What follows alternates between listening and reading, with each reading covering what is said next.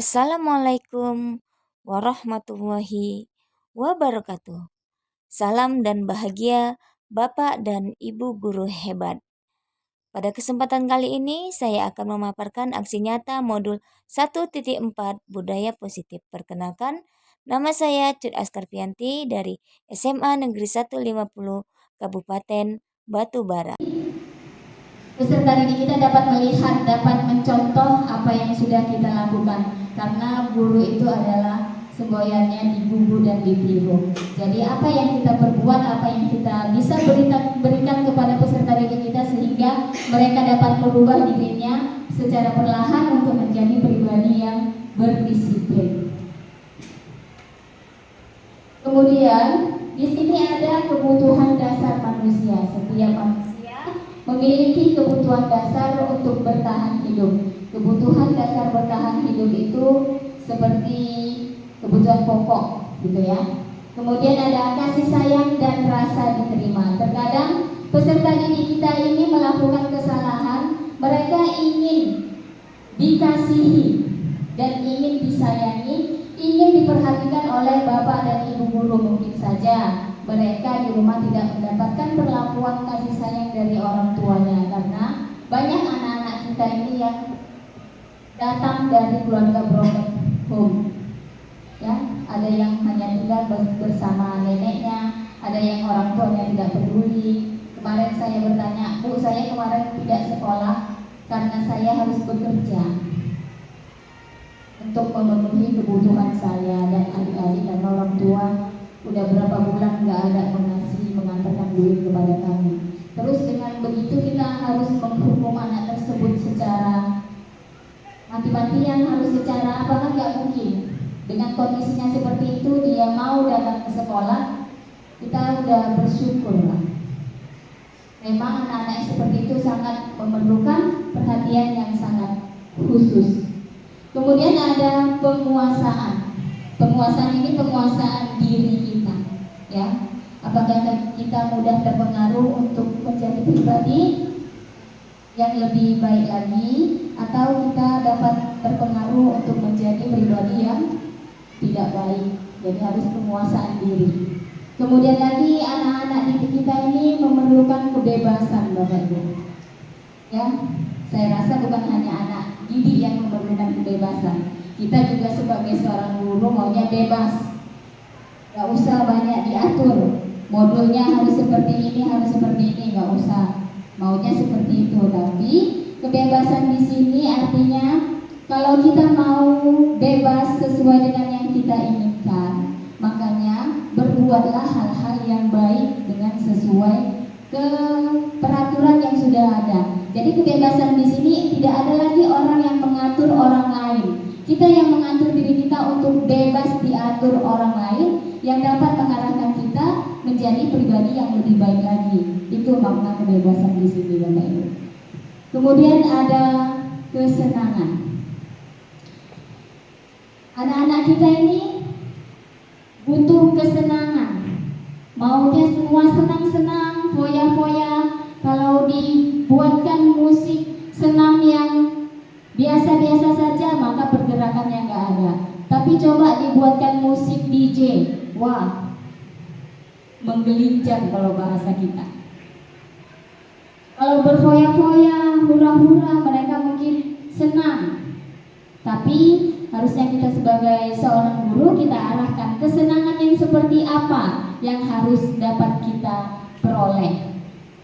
Ya, kesenangan dalam mengikuti pembelajaran kita, misalnya Bapak Ibu, kita buatlah trik-trik apa yang dapat kita lakukan sehingga anak-anak tersebut senang untuk hadir dalam kegiatan proses pembelajaran kita di dalam kelas. Kita pun berpikir juga apa yang bisa membuat anak-anak ini dapat senang untuk menerima kehadiran kita di dalam kelas. Ya, misalnya materi ini sulit, apa ya triknya biar supaya anak-anak ini terlihat senang, enjoy, dan tidak ada penekanan kepada peserta didik. Memang ini adalah PR yang berat bagi kita sebagai seorang peserta didik, apalagi anak-anak kita secara keseluruhan tidak seutuhnya tahu tentang seluruh materi pembelajaran yang kita ajarkan. Begitu. motivasi perilaku manusia. Ya, jadi setiap perilaku kita tentunya ada motivasi. Setiap tindakan kita tentunya memiliki motivasi. Motivasi di sini merupakan dorongan yang timbul pada diri seseorang secara sadar atau tidak sadar untuk melakukan tindakan dengan tujuan tertentu. Yang pertama, menghindari ketidaknyamanan dan hukuman. Nah, itu yang pertama Bapak Ibu, menghindari ketidaknyamanan dan hukuman. Bagaimana itu kita hindari? Kita dapat menghindari ketidaknyamanan dan hukuman dari dapat memanage diri kita untuk tidak melanggar sebuah peraturan yang ada di sekolah. Begitu Bapak Ibu. Jadi kalau kita masih melakukan hal-hal yang salah, tentu saja kita akan ditegur. Jadi dengan adanya teguran pasti adalah ketidaknyamanan. Jadi kita di sini dapat berusaha dan saling sama-sama bekerja sama untuk menumbuhkan kepada peserta didik kita dalam menghindari ketidaknyamanan dan hukuman. Kemudian yang berikutnya, murid melakukan disiplin diri karena ia takut dihukum. Ini merupakan motivasi ekstrinsik, ya. Jadi mereka mengerjakan tugas itu karena takut dihukum, gitu. Harusnya kita kasih wacana, kita kasih paparan kepada mereka bahwa tujuan dari mengikuti pembelajaran itu bukan karena takut untuk dihukum, tapi tujuan mengerjakan itu adalah karena kalian memang butuh sebuah ilmu. Begitu Bapak Ibu. Yang kedua, mendapatkan imbalan atau penghargaan dari orang lain. Ya, kita kan sering memberikan imbalan, tapi terkadang kalau sering-sering memberikan imbalan itu juga tidak baik Bapak Ibu. Kita juga selalu mendengar sebelumnya, ya kan, dari Bapak pengawas kita, nyamuk juga mati karena tepuk tangan, ya kan, karena sebuah tepukan. Jadi nyamuk pun bisa mati karena sebuah tepukan. Jadi jangan bangga selalu diberi tepuk tangan. Nah, saya awalnya mendengar pernyataan Bapak itu, Bapak ini apa ya maksudnya? Apa ya maksudnya? Setelah mengikuti kegiatan ini, baru saya menyadari bahwa tujuan dari Bapak tersebut adalah kita tampil bukan karena kita membutuhkan sebuah hadiah atau pujian dari orang lain, tapi apa yang dapat kita berikan kepada sekolah, apa yang dapat kita berikan kepada peserta didik kita, tidaklah dengan mengharapkan sebuah pujian. Dan begitu juga anak-anak kita dapat memberikan motivasi kepada mereka bahwa yang kalian tampilkan, yang kalian berikan itu jangan semata-mata mengharapkan pujian, tapi ikhlas saja dalam berkarya di dalam kelas. Kemudian yang ketiga ada menghargai nilai-nilai kebajikan. Di sini murid melakukan disiplin diri karena sadar akan nilai kebajikan dirinya. Ini merupakan motivasi intrinsik. Nah, ini dia. Jadi anak-anak yang mau tampil ke depan itu memang dorongan dari dirinya sendiri. Dorongan dari dirinya sendiri. Kemudian anak-anak yang biasanya menonjol di dalam kelas itu kita usahakan bahwa tanamkan kepada diri mereka untuk tampil dan berani berbicara di depan kelas itu karena niat dari diri sendiri untuk menjadi pribadi yang maju dan mandiri. Yuk, next kita lanjut. Nah, di sini Bapak Ibu ada konsep disiplin identitas gagal. Dia ada bentuknya hukuman dan ada penghargaan. Hukuman itu bentuknya menyakitkan. Jadi tidak ada hukuman yang tidak menyakitkan. Kemudian ada juga hukuman yang tidak nyaman. Ya, saya rasa hukuman tidak ada yang nyaman. Kemudian lagi hukuman itu membuat murid jadi takut. Hukuman juga dapat menjadi mereka memaksakan diri untuk bisa, untuk berbuat lebih dari kemampuannya. Itu tidak boleh kita memaksakan diri anak tersebut. Misalnya saya materinya bahasa Inggris, saya paksakan dia harus dapat berbicara speech English di depan kelas tanpa melihat teks dan lain-lain. Kita memaksakan sementara daya tangkap mereka itu tidak memadai sampai apa yang kita inginkan. Jadi biarkan saja mereka berkembang sesuai dengan apa yang mereka inginkan, namun kita tetap menuntun dan memberi informasi kepada mereka bahwa pembelajaran yang kita berikan kepada mereka itu akan mereka butuhkan nantinya setelah tamat dari sekolah ini. Ya. Dan ternyata memang benar, ketika mereka butuh pembelajaran tersebut, dalam waktu singkat mereka dapat berbicara, berdialog dengan berbahasa Inggris. Ada beberapa siswa kita, saya ketemu di luar, berdiskusi, kerja di mana? Di kapal, Bu. Terus dulu kamu bahasa Inggrisnya di sekolah gimana? Gak pernah saya belajar bahasa Inggris, Bu, karena saya gak tahu bahasa Inggris. Pening kepala saya ngikuti bahasa Inggris. Terus sekarang sudah bisa bahasa Inggris. Sudah, Bu. Dari mana? Saya les, Bu, belajar. Nah, jadi peserta didik ini ketika memang mereka membutuhkan ilmu pengetahuan tersebut, mereka menanamkan ke diri mereka, kalau aku tidak bisa dengan menggunakan bahasa Inggris, tentunya dia tidak dapat bekerja di suatu perusahaan. Lalu dia berusaha untuk merubah dirinya menjadi pribadi yang lebih baik lagi, merubah dirinya untuk memahami pembelajaran tersebut, akan dapat. Jadi intinya kita di sini hanya mensupport mereka, memberikan motivasi kepada mereka bahwasanya kita di sini mendidik karakter peserta didik kita untuk dapat disiplin, tanggung jawab atas apa yang mereka lakukan. Kemudian di sini bentuk hukuman juga dapat membuat murid menyembunyikan kesalahannya. Ada anak kita setiap hari Sabtu pakai pakaian olahraga ya Bapak Ibu. Jadi ada tadi tidak pakai pakaian olahraga. Ada satu orang yang berbohong, dia menyembunyikan kesalahannya. Kenapa tidak pakai pakaian olahraga? Basah, Bu. Kenapa bisa basah? Semalam saya belajar olahraga. Kamu kelas berapa? Kelas segini, Bu. Ada pelajaran olahraga semalam? Diam dia. Kok diam? Saya tanya. Kenapa diam? Berikan dulu alasannya. Kenapa? Tentunya ketika kita membuat kesalahan, kita masih memiliki alasan tertentu sehingga kita dapat bertanggung jawab atas kesalahan yang sudah kita buat, saya bilang gitu. Dan ternyata dia berbohong. Akhirnya saya sebenarnya semalam tidak ada pelajaran olahraga, Bu. Nah, itu dia bentuk hukuman terkadang membuat murid menyembunyikan kesalahan. Kemudian murid menjadi rendah diri. Ketika kita sering melakukan sebuah hukuman, peserta didik pun akan bisa menjadi rendah diri. Jadi tidak muncul rasa percaya dirinya. Memang tidak secara keseluruhan peserta didik kita seperti itu, namun ada yang seperti itu. Ada yang ketika kita kasih sebuah hukuman, dia dapat memanage dirinya untuk merubah pribadi yang lebih baik lagi, itu ada. Karena karakteristik peserta didik kita berbeda-beda.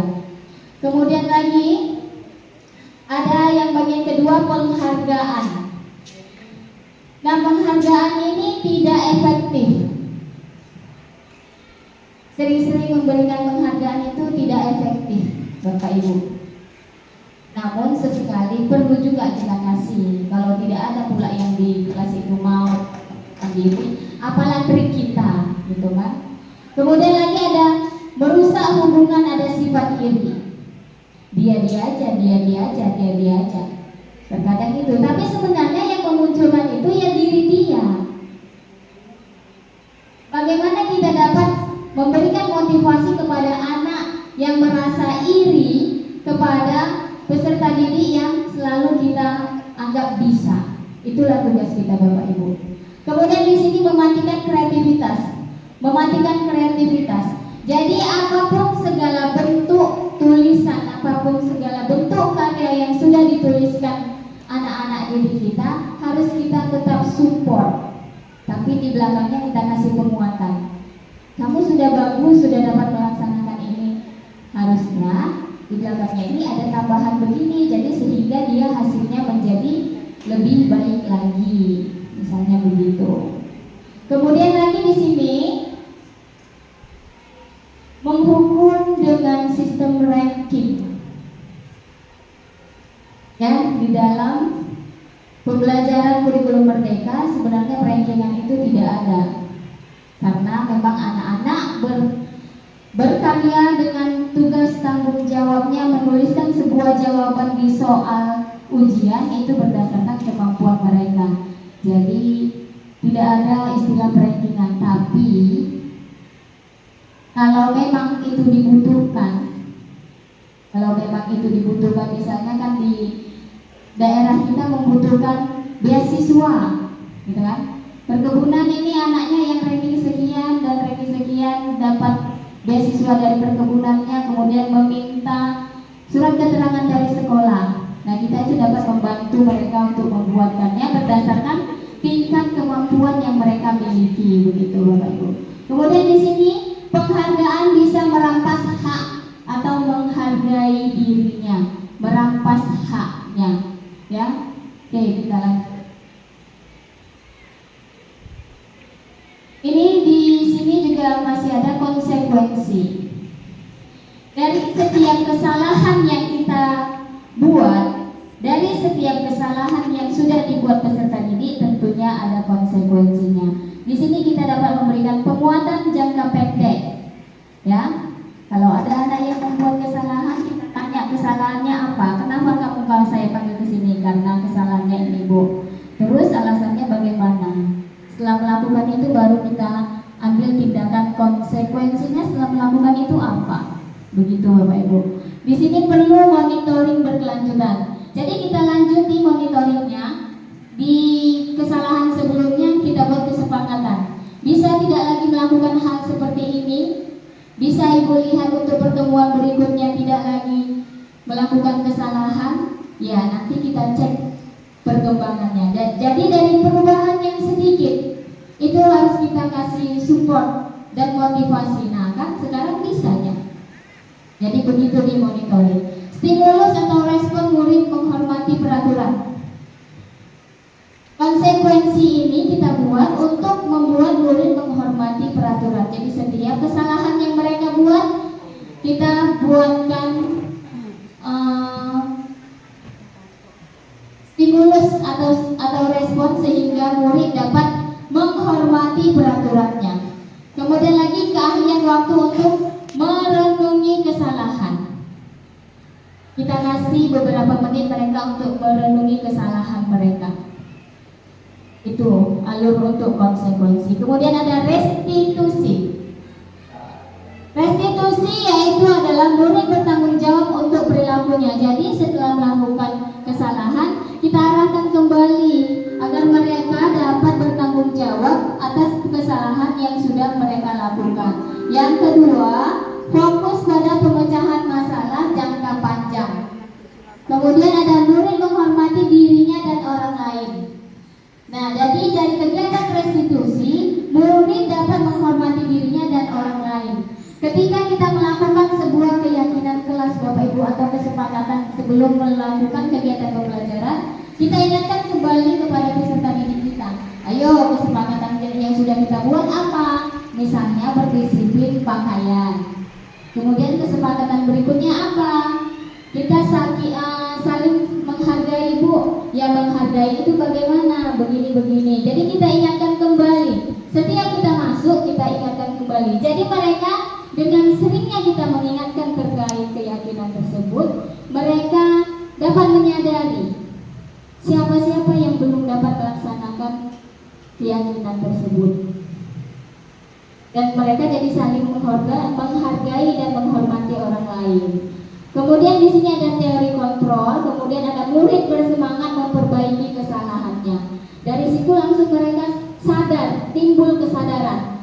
Ayo, apa kesepakatan kelas kita? Gitu misalnya. Restitusi kita di dalam kelas apa? Oh, ada yang nggak pakai dasi, Bu. Langsung cepat-cepat dia. Jadi harus kita yang mengingatkan, karena mereka ini masih tahap butuh pendidikan untuk menjadi pribadi yang dapat berdisiplin. Ya, kita saja sebagai pengajar kita harus mengupgrade diri juga tentang kedisiplinan diri kita. Jadi kalau misalnya 1 bulan ini kita sudah agak slow disiplinnya, nah kita upgrade diri kita. Begitu Bapak Ibu ya.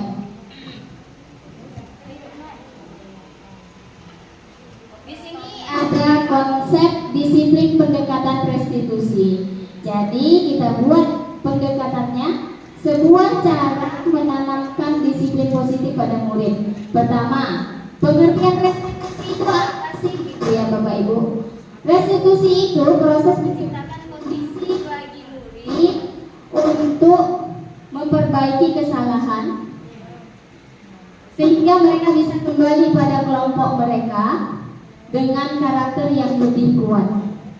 Ya, jadi setelah ada masalah, kita kasih wejangan, kita kasih motivasi sehingga dia bisa memulai kehidupannya dengan kelompoknya, tentunya dengan kehidupannya yang baru dan teguh pendiriannya dengan perjanjian dan konsekuensi yang sudah dibuatkan sebelumnya. Ciri-ciri restitusi itu bukan menebus kesalahan, namun belajar dari kesalahan. Misalnya, baju saya basah Bu, terus solusinya bagaimana? Kita kasih solusinya. Harusnya saya tidak mencucinya pada hari ini karena pas olahraga mereka itu kan hari Rabu, ini kan sudah hari Sabtu. Jadi harusnya kamu nyucinya hari apa, begitu. Jadi dari situ kita buat mereka menebus kesalahannya bagaimana. Untuk berikutnya jangan lagi dibuat, bisa berubah untuk menjadi pribadi yang lebih baik lagi. Nah, kita arahkan kasih motivasi kepada mereka. Kemudian di sini memperbaiki hubungan. Memperbaiki hubungan. Jadi dari sebuah kesalahan kita dapat memperbaiki hubungan. Tawaran bukan paksaan.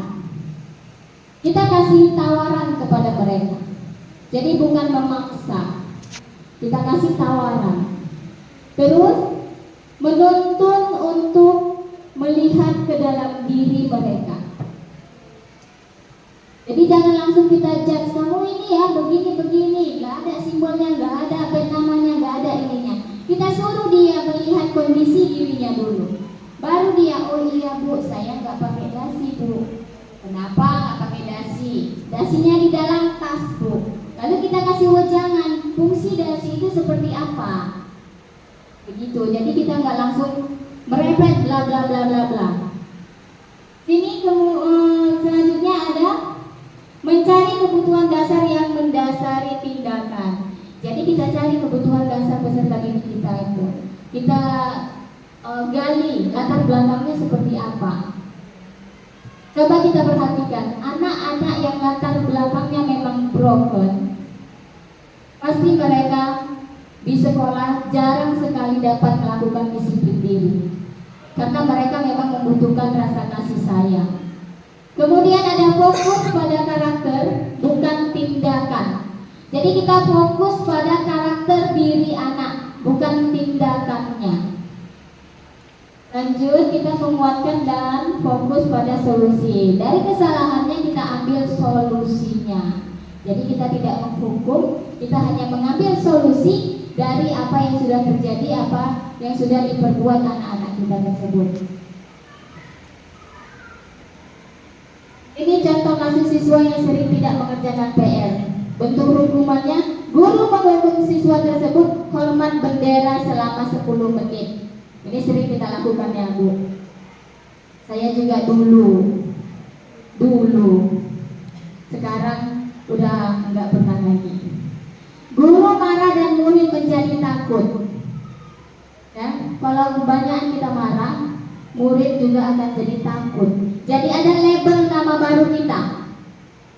Itu bentuk hukuman. Baru kalau dia lanjut ke bentuk konsekuensi, guru memberikan konsekuensi untuk mengerjakan PR-nya saat istirahat atau dikerjakan sebanyak 3 kali lipat.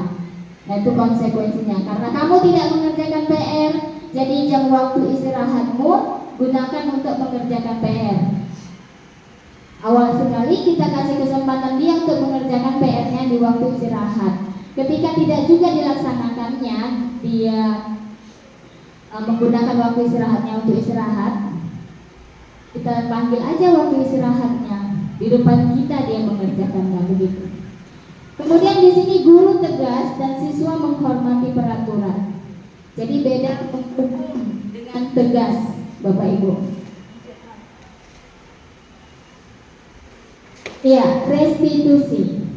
Guru menanyakan keyakinan kelas atau dirinya dan membantu siswa menyelesaikan masalah. Seperti tadi yang sebelumnya kita buat, keyakinan kelas yang sudah kita tempelkan di depan kelas, keyakinan kelas yang sudah kita ucapkan secara bersama-sama, sudah kita sepakati, maka itu kita ingatkan kembali untuk dapat membantu siswa menyelesaikan masalahnya. Ingatkan kembali, kemarin kita kan sudah sepakat berkeyakinan kelas, begitu. Kemudian guru terbuka dan siswa menghormati dirinya dan orang lain. Jadi dengan adanya kegiatan tersebut, guru dan siswa jadi saling menghormati, menghargai. Misalnya kalau saya di dalam kelas itu, setelah ada jam olahraga, di dalam kelas yang tidak memakai pakaian seragam putih abu-abu, itu saya panggil kemarin. Ayo, keyakinan kelas kita apa? Berdisiplin pakaian. Coba lihat dirinya, sudah disiplin belum? Belum, Bu. Kenapa? Gak sempat ganti pakaiannya, Bu. Terus harus ibu kasih waktu tambahan berapa lama biar supaya sempat. Kalau anak-anak tersebut mau dibilangnya aja, Bu, 1 les lah, Bu. Nah, dari situ ya kita mensortirnya. Ya kalau kamu 1 les ganti pakaian berarti kamu gak ikut pelajaran saya. Kita sepakati waktu mereka untuk mencari mengganti pakaiannya menjadi pakaian seragam putih abu-abu, begitu Bapak Ibu. Ada 5 posisi kontrol restitusi, yaitu penghukum, pembuat merasa bersalah, teman, pemantau, dan manajer. Kalau menurut Bapak Ibu, posisi mana yang paling tepat untuk seorang guru?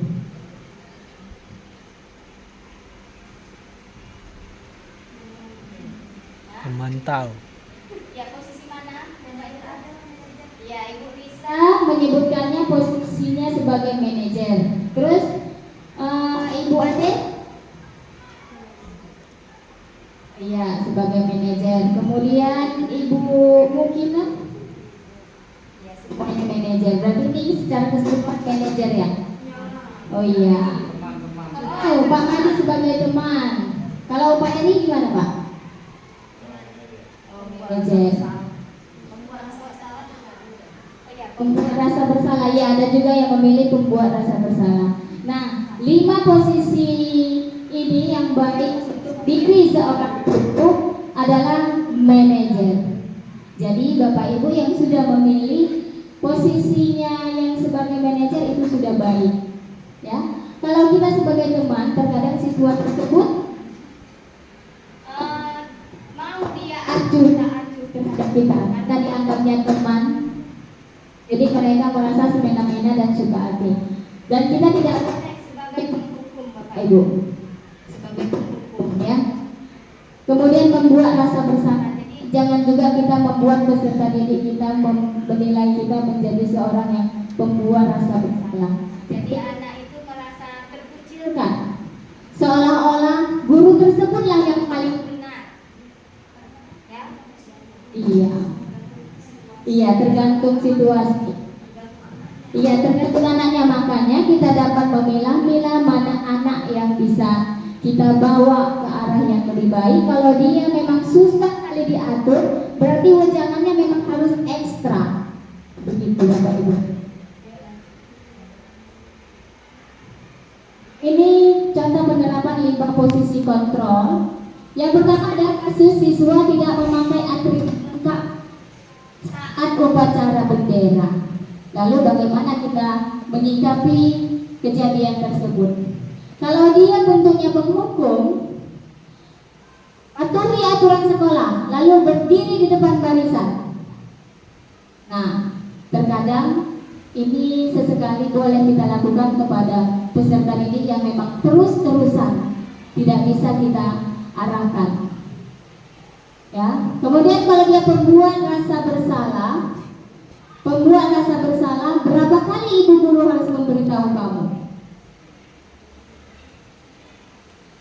Ibu kecewa sama kamu, nggak bisa kali dia tuh, nggak bisa dikasih tahu, nggak bisa rupanya menjahitkan itu.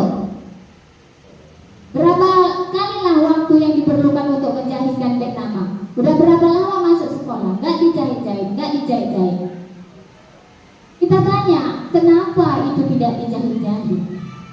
Mungkin saja setelah pulang sekolah dia harus ikut orang tuanya bekerja.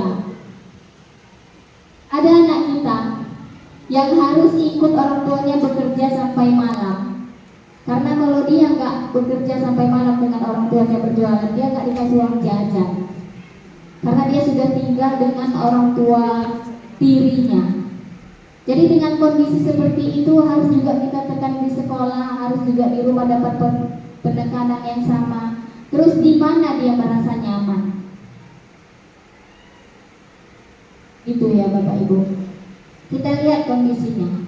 Kita arahkan betul-betul, kita kasih konsekuensinya, kita kasih restitusinya bagaimana, penyelesaian masalahnya bagaimana. Kita kasih waktu untuk menyelesaikannya, baru kita tinjau kembali apakah sudah dipakainya atributnya. Jadi kita nggak bisa langsung menjudge anak tersebut kalau payah kali dia tuh untuk menjahitkan nama saja nggak bisa-bisa, itu juga salah. Kalau dia sebagai teman, kata-kata yang biasa kita lontarkan, ayolah tertib, buat ibu bangga kali ini, tidak apa-apa lah salah. Ya. Kalau dia pemantau, kamu sudah melanggar. Apa peraturan dan konsekuensinya? Itu kita masih pantau-pantau saja. Manajer, apakah kamu tahu kesalahanmu? Kira-kira bagaimana kamu akan memperbaiki kesalahan ini?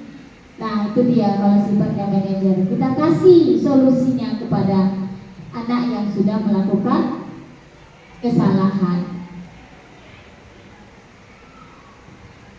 Nah, ini keyakinan kelas Bapak Ibu. Keyakinan kelas tadi sudah sedikit saya singgung. Keyakinan kelas itu kita lakukan bersama kepada peserta didik untuk memotivasi tujuan kita. Apa tujuan yang kita inginkan? Kita mau jadikan murid itu seperti apa? Ya, kalau kita menjadikan murid itu seperti karakter-karakter yang ada di Mobile Legends, lalu keyakinannya bagaimana? Kalau kita mau membuatkan peserta didik itu menjadi pribadi yang lebih baik lagi, tentunya semua dari kita ingin peserta didik kita menjadi pribadi yang berakhlak mulia, dapat berdisiplin, tanggung jawab, kerjasama, sopan santunnya. Lalu kita buat keyakinan kelas yang seperti apa untuk menunjang motivasi kita, untuk menunjang atau mewujudkan cita-cita kita menjadikan peserta didik yang kita inginkan. Jadi keyakinan kelas itu adalah seperangkat nilai dan prinsip yang disepakati bersama oleh guru dan siswa untuk memandu perilaku dan interaksi di dalam kelas. Bapak Ibu, ada nggak peraturan yang harus diikuti anak-anak pada saat mengikuti pembelajaran Bapak Ibu? Bapak Ibu, adakah peraturan yang Ibu lakukan ketika saat mengikuti pembelajaran Bapak Ibu? Ya ada. Contohnya?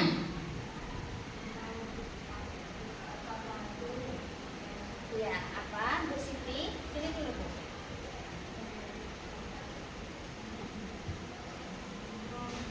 Iya. Seperti membawa buku paket pada saat belajar matematika misalnya, atau menggunakan buku berpeta kecil. Karena kan sudah mengenali nanti dalam menggambarkan grafik fungsi. Ada lagi Bapak Ibu peraturan apa yang sudah Bapak buat di dalam kelasnya? Kalau Ibu Siti tadi kata dia adalah guru mapel matematika. Di dalam matematika itu mereka ada buat gambar grafik X dan Y itu ya kan. Jadi memang butuh buku kotak-kotak. Jadi kalau yang tidak bawa buku bagaimana Bu?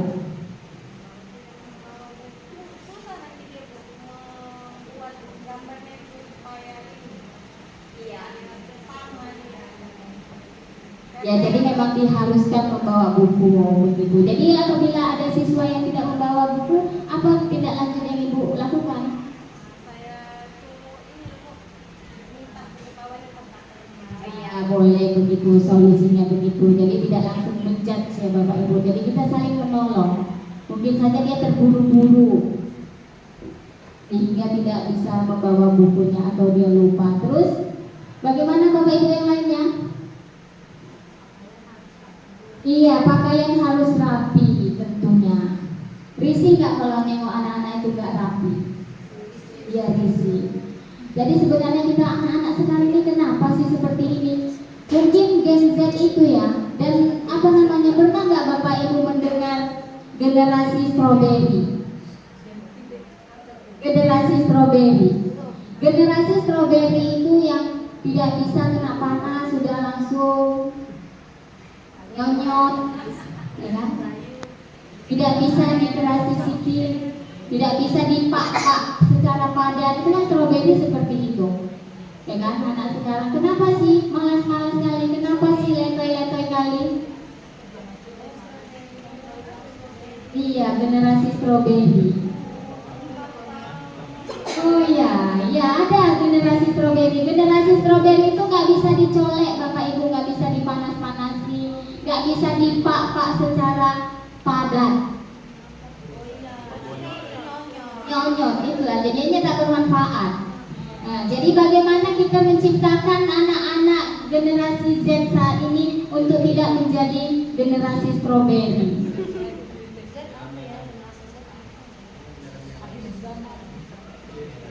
Ya, jadi kita didiklah anak kita itu untuk menjadi menerapkan dirinya. Disiplin berpakaian itu sudah merupakan pembelajaran berdisiplin diri. Kalau Bu ulang tadi, berdisiplin pakaian Bu, pakaiannya harus rapi.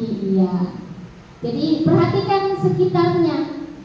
Kalau jendelanya masih kotor, masih berantakan, masih banyak abunya, bisa ditulis di jendelanya itu, atau di halaman kelasnya masih banyak sampah dan lain-lainnya, gak usah dulu dimulai pelajaran.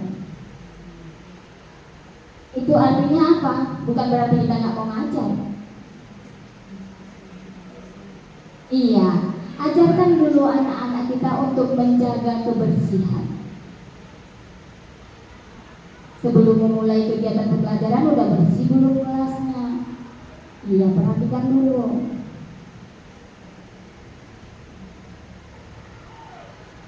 Ya, yang piket siapa? Ditanya kenapa nggak piket.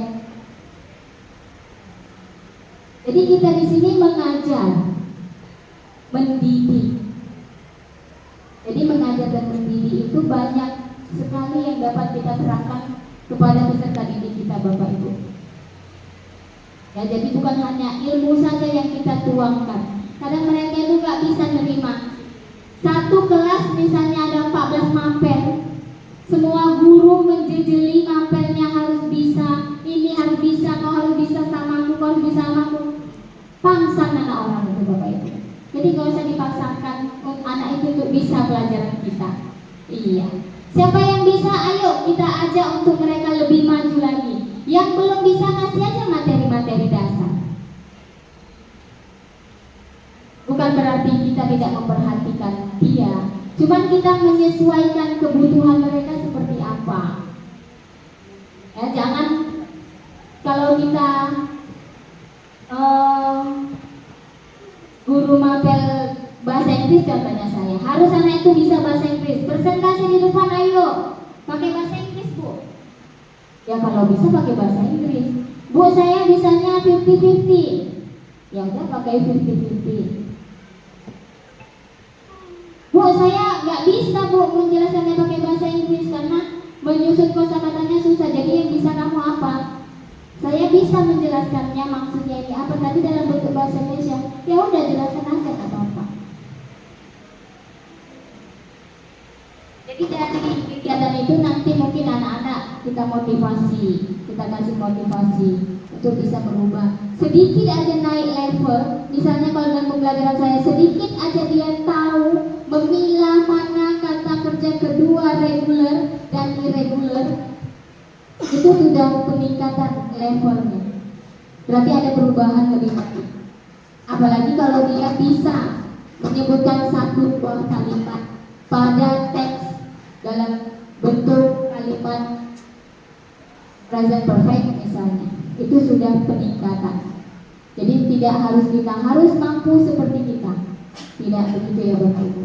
Jadi kita buat keyakinan kelas yang mereka disiplin diri, kemudian lagi tanggung jawab. Ya, kita kasih kesempatan kepada peserta didik kita untuk apa yang kalian inginkan dalam kegiatan pembelajaran kita. Mereka kasih, mereka tempel, ya, atau mereka tuliskan. Setelah itu kita bilang yang benarnya yang bagaimana agar mereka itu sampai ke tujuan dengan selamat. Kalau mereka kita arahkan seutuhnya mereka, kalian mau, kamu mau kelas kita seperti apa? Wah, maunya sebebas-bebasnya. Ditulisnya langsung itu, nggak ada ini bu, nggak usah ada ini bu, nggak ini bu. Kita bilang mana kesepakatan atau keyakinan kelas yang dapat merubah mereka menjadi pribadi yang lebih baik lagi. Begitu Bapak Ibu untuk menerapkan keyakinan kelas. Saya rasa kita juga bisa dapat belajar dari scroll TikTok, kan banyak. Cara membuat keyakinan kelas bagaimana, cara membuat pembelajaran yang diferensiasi bagaimana, cara membuat kelas itu supaya nyaman dan aman, tertarik dalam kegiatan pembelajaran banyak Bapak Ibu. Carilah yang bermanfaat tentunya untuk diri kita.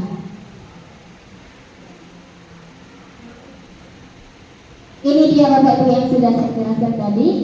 Lebih abstrak dari peraturan keyakinan kelas tersebut. Sedikit saja agar mudah diingat. Jadi peraturan kelas itu tidak perlu banyak-banyak. Sudah cukup disiplinkan diri kita. Tumbuhkan rasa percaya diri, tanggung jawab, dan saling menghargai. Jadi dalam butir disiplin itu apa? Dalam butir tanggung jawab itu apa? Sudah ada semuanya di situ Bapak Ibu. Jadi nggak usah perlu semuanya kita buat, nggak usah. Sedikit saja tapi mereka mau berubah menjadi pribadi yang lebih baik lagi, itu sudah sangat luar biasa. Kemudian ada berupa pertanyaan universal. Nah itu tadi pertanyaan universal. Kita mau kelas kita ini seperti apa? Kita kembalikan kepada mereka dan tentunya kita memilah jawaban yang baiknya sesuai dengan kondisi kelas dan sekolah agar mudah diterapkan. Jadi kita lihat kondisi kelas kita bagaimana. Karena kan anak kita semuanya tidak seutuhnya hadir di sekolah ini. Jiwa dan raganya. Ya, raganya di sini tapi jiwanya entah kemana. Jadi sesuaikan kondisinya dengan kelas yang kita masuki. Dibuat dalam bentuk yang positif, kalimatnya harus positif. Jangan begini Bapak Ibu, jangan buang sampah sembarangan. Jadi jangan dipakai kata jangan itu. Jagalah kebersihan. Dari kalimat jaga kebersihan berarti apa? Perbuatannya seperti apa gitu. Jangan cakap sembarangan. Jadi diubah kalimatnya menjadi kalimat yang positif. Kemudian yang terakhir ada semua warga kelas atau sekolah dilibatkan dalam membuat. Jadi keseluruhannya. Tadi itu di awal kita kasih kepada mereka. Apa yang kalian inginkan dari kelas kita ini, kelas yang bagaimana? Mereka buat. Semuanya dilibatkan. Ya ini tadi kita masuk kepada segitiga institusi penyelesaian permasalahan. Dia ada dibagi 3 bagian. Menstabilkan identitas itu seperti kita semua akan melakukan hal terbaik yang bisa kita lakukan. Jadi awal sekali kita melakukan stabil dulu identitasnya. Untuk apa? Untuk melakukan hal yang terbaik yang dapat kita lakukan untuk mengatasi sebuah permasalahan pada anak-anak yang bermasalah. Ada validasi tindakan yang salah. Semua perilaku memilih alasan. Jadi ketika anak tersebut membuat kesalahan, kita tanya, alasannya kenapa? Kenapa datang terlambat? Bangunnya kesiangan Bu. Kenapa bisa siang? Tidurnya kemalaman Bu. Kenapa bisa tidur malam? Larut malam. Saya ikut teman ambil handphone sampai di kisaran sana loh. Itu orang tuanya tahu nggak?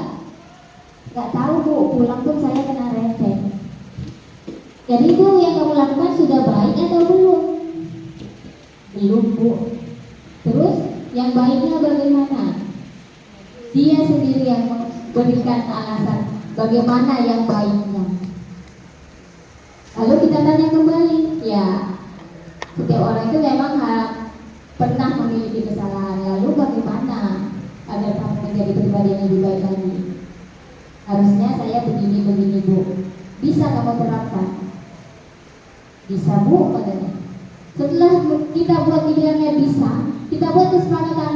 Kalau begitu, kalau memang bisa, kita lihat untuk hari-hari berikutnya tidak ada lagi saya lihat kamu terlambat datang ke sekolah. Kita cek. Jadi bukan kita biarkan, kita cek. Memang jadi guru ini capek Bapak Ibu, capek. Tapi segala sesuatu yang kita lakukan dengan baik, yang bermanfaat bagi peserta didik kita, insya Allah bermanfaat bagi mereka, maka akan terjadi ladang ibadah bagi kita. Amin. Ya. Kemudian ada sudah validasi tindakan yang salah, kita menanyakan keyakinan. Nah itu tadi memotivasi mereka, menanyakan keyakinan. Bisa melakukannya. Keyakinan kelas kita apa? Kita sekolahnya datangnya harus jam berapa? Jadi apa yang harus kita lakukan? Bisakah kamu berbuat seperti itu?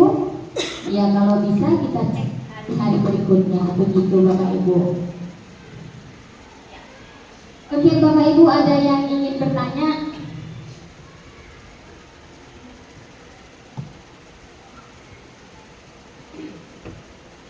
Terima kasih atas waktunya. Saya mau bertanya bagian pelajaran berdiferensiasi. Berdiferensiasi itu yang bagaimana itu? Saya kurang mengerti masalah itu. Terima kasih. Berdiferensiasi dengan tadi di awal ada kalimat yang seperti itu ya Bapak Ibu. Kalau dia berdiferensiasi berarti kita harus tahu minat anak kita ini seperti apa. Di kelas kita ada 36 siswa, 36 karakter. Apakah kita harus membelah diri menjadi 36 karakter mereka? Apakah kita harus membelah diri kita menjadi guru yang mereka sesuai dengan minat mereka? Kan gitu. Dan kita cari solusinya. Kita berikan pengelompokan kepada anak-anak tersebut agar pembelajaran berdiferensiasi dapat berjalan dengan baik. Kemudian kita beri asesmen awal. Dari pengelompokan itu, sebelum pengelompokan kita berikan asesmen awal. Dari asesmen awal kita tahu bakat dan minatnya. Lalu kita kelompokkan mana yang levelnya tinggi, mana yang sedang, mana yang rendah. Lalu bagaimana untuk yang rendah? Bagaimana cara mengatasinya? Nah tentu saja pembelajarannya juga harus berbeda. Level tinggi, level sedang, level rendah.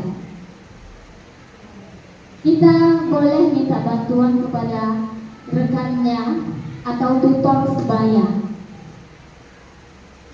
Kita boleh pakai tutor sebaya Bapak Ibu untuk dapat membantu teman-temannya yang belum dapat memahami. Jadi kalau bagian yang sedang ini, yang lambat ini, apa kebutuhannya? Udah itu aja kita kasih. Kalau untuk yang lebih, kita kasih pengembangan diri. Kalau yang sudah lebih itu kita mengarahkannya enak, ya kan? Nah, sesekali juga boleh kita buat variasi pembelajaran agar mereka itu mau mengikuti kegiatan kita. Apa trik kita sehingga dia tertarik dengan pelajaran kita? Gitu, kita kasih trik-triknya. Jadi pembelajaran berdiferensiasi itu pembelajaran menyenangkan sesuai bakat dan minat peserta didik. Tentunya kita pun harus mengelompokkan mereka sesuai minatnya, dan kita tidak perlu membelah diri menjadi 36 siswa tersebut. Jadi kelompok-kelompokkan aja. Bagaimana Bapak? Terima kasih. Oke, ada lagi? Boleh kemari Bu?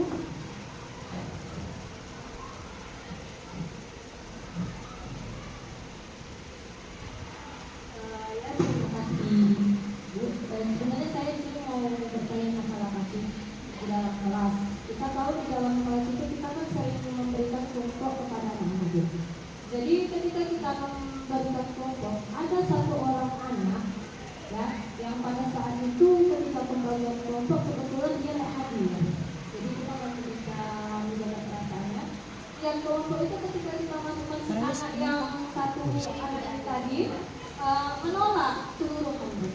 Jadi pada saat itu saya tanya dengan kelompok lain, apa alasannya kalian tidak menerima anak tersebut? Kawan-kawannya yang lain mengatakan, iya bu, dia malas, dia tidak kerja sama, dia bisa dinilai loh bu. Alasan bu, kalau jawaban anak seperti apa? Jadi pada saat itu keesokan harinya ketika dia datang, saya panggil anak tersebut, adalah kami ngomong secara empat mata. Saya tanya apa alasannya, dia sudah memberikan alasannya, dan saya juga saya rasa sudah memberikan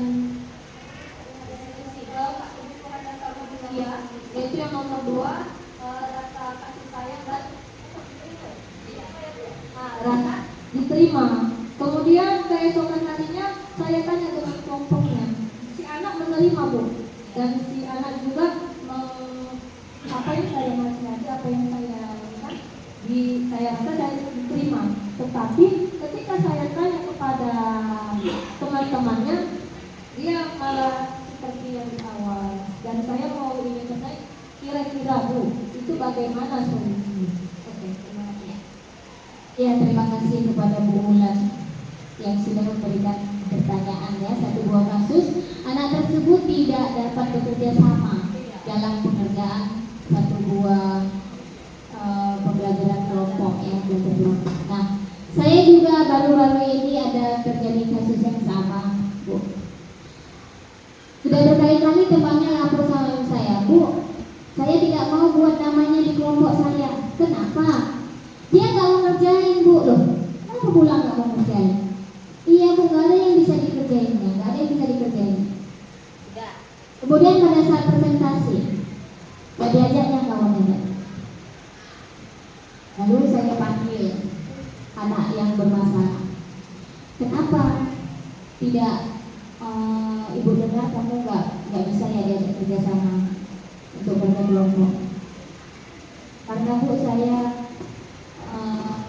harus bekerja sampai malam, jadi waktu saya untuk manage, berarti kita kasih arahan, berarti kamu soalnya di mana pengaturan waktu bu.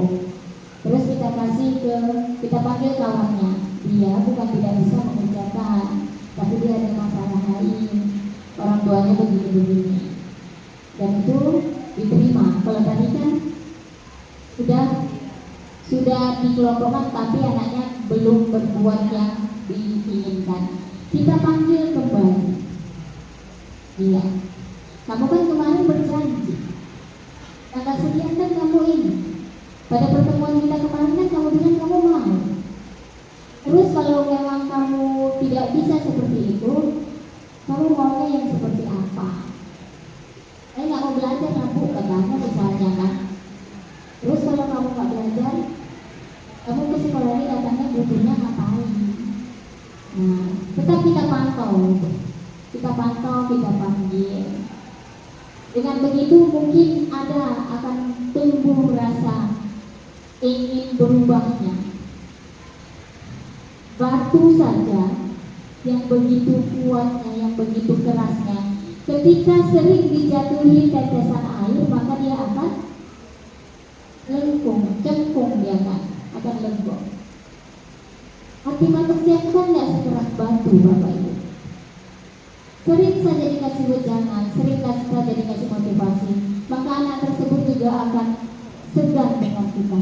Insya Allah kalau kita sabar menghadapinya, kalau kita sering memperhatikannya, dia mungkin akan dapat merubah dirinya menjadi pribadi yang lebih baik. Ada lagi Bapak Ibu? Pas. Iya, jadi dari kegiatan kita ini saya mau melakukan sebuah refleksi. Apa kesimpulan Bapak Ibu dari kegiatan kita ini?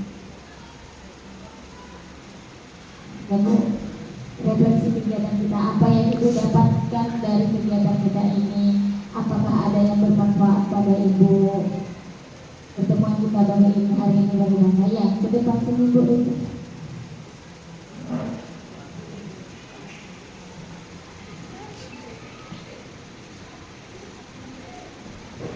Ya, baik, terima kasih kesempatannya. Yang pertama jelas kita menambah wawasan, mengingatkan kembali tugas kita seperti apa, mengingatkan kembali bahwa anak didik kita ini bermacam-macam karakternya, cara menanganinya juga beda-beda. Nah, kita juga berdiri sebagai manajer di depan peserta didik, tidak bisa mengambil keputusan atau hukuman yang membuat peserta didik itu malah makin menjauh. Jadi terima kasih banyak. Acara hari ini sangat memotivasi kami untuk jauh menjadi lebih baik lagi. Terima kasih. Ya, terima kasih kepada Ibu Risa. Semoga apa yang kita niatkan pada diri kita, apa yang kita lakukan yang terbaik untuk sekolah kita, semoga dapat kembali kebaikan kepada diri kita. Kalau kebaikan yang kita tuai, maka kebaikan yang akan datang kepada kita. Begitu ya Bapak Ibu. Ikhlas untuk melakukan sesuatu yang terbaik untuk sekolah kita. Kalau kita ikhlas, semuanya akan lancar segala-galanya, lancar sehatnya, lancar rezekinya. Jangan tanya apa yang sudah diberikan sekolah kepada kita, tapi tanya diri kita, apa yang sudah saya lakukan untuk sekolah kita tercinta. Begitu Bapak Ibu. Demikian pemaparan dari saya. Waktunya sangat luar biasa dan mungkin saya banyak-banyak mengucapkan terima kasih kepada Bapak Ibu yang dapat meluangkan dan memberikan waktunya duduk di sini membersamai kegiatan kita. Saya akhiri, wabillahi taufiq wal hidayah. Assalamualaikum warahmatullahi wabarakatuh. Contoh kegiatan budaya positif di sekolah yang sudah berjalan dengan baik adalah budaya 5S, yaitu senyum, sapa, salam, sopan, dan santun. Di pagi hari, saya menyambut kedatangan peserta didik dengan menerapkan budaya 5S. Contoh budaya positif berikutnya adalah sebelum memulai kegiatan pembelajaran, kita melakukan doa agar kegiatan pembelajaran berjalan dengan lancar. Kegiatan ini dilakukan untuk menumbuh kembangkan karakter keseharian peserta didik dan dapat membuat sekolah menjadi lingkungan yang nyaman. Contoh budaya positif berikutnya adalah mengajak peserta didik dalam membuat keyakinan kelas untuk mewujudkan kelas yang kita impikan. Contoh budaya positif berikutnya adalah saya melakukan pendekatan pada peserta didik untuk mengetahui hal apa yang mengakibatkan peserta didik tersebut sering tidak hadir ke sekolah. Contoh budaya positif berikutnya adalah segitiga restitusi. Pada tahap ini, saya melakukan segitiga restitusi pada peserta didik yang tidak dapat menerapkan kolaborasi dan kerjasama pada teman satu kelompoknya. Budaya positif lainnya yang sudah baik yang diterapkan di sekolah yaitu Senin Kebangsaan. Yang kegiatan ini dilakukan untuk menumbuhkan jiwa nasionalisme dan rasa cinta terhadap tanah air. Kemudian ada Selasa Ibadah, yang mana pada setiap hari Selasa kita membuat kegiatan keagamaan seperti agama Islam. Setiap hari Selasa melakukan kegiatan kultum, motivasi Islam, membaca Yasin. Begitu juga agama Kristen dengan melakukan kegiatan keagamaan di ruangan dengan mengisi kegiatan tersebut dengan kebaktian.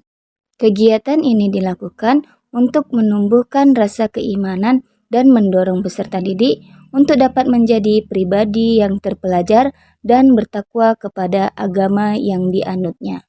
Kegiatan selanjutnya kita ada kegiatan literasi yang dilakukan untuk menumbuhkan budaya membaca dan menulis sehingga tercipta pembelajaran sepanjang hayat. Lalu kita ada Kamis Cerdas yang dilakukan untuk memberikan ruang kepada peserta didik dalam mengembangkan bakat dan minat yang mereka miliki.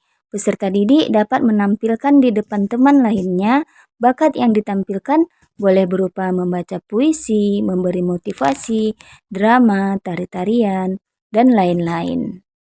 Di sekolah kita juga selalu melakukan kegiatan Jumat Bersih yang mana kegiatan ini dilakukan untuk menumbuhkan rasa tanggung jawab dalam menjaga kebersihan lingkungan sekolah dan dapat menciptakan sekolah yang nyaman. Pada setiap hari Sabtu kita melakukan senam sehat dan sarapan bersama, yang mana dengan melakukan olahraga senam secara teratur akan membuat kesehatan dan perkembangan fisik anak menjadi lebih baik. Kegiatan sarapan bersama di sekolah dapat mengenalkan kepada peserta didik dalam membiasakan diri untuk dapat hidup sehat dan dapat menumbuhkan kebersamaan dengan guru dan peserta didik. Budaya positif lainnya yang kami lakukan di sekolah yaitu pada saat peringatan hari besar kami melaksanakan upacara tersebut dengan menggunakan pakaian adat masing-masing. Kegiatan ini dapat menumbuhkan rasa cinta terhadap budaya Indonesia yang memiliki banyak suku. Maka hal ini dapat mencerminkan semboyan negara kita yaitu Bhinneka Tunggal Ika. Demikian pemaparan dari saya terkait penerapan budaya positif di sekolah. Saya akhiri dengan wassalamualaikum warahmatullahi wabarakatuh dan terima kasih.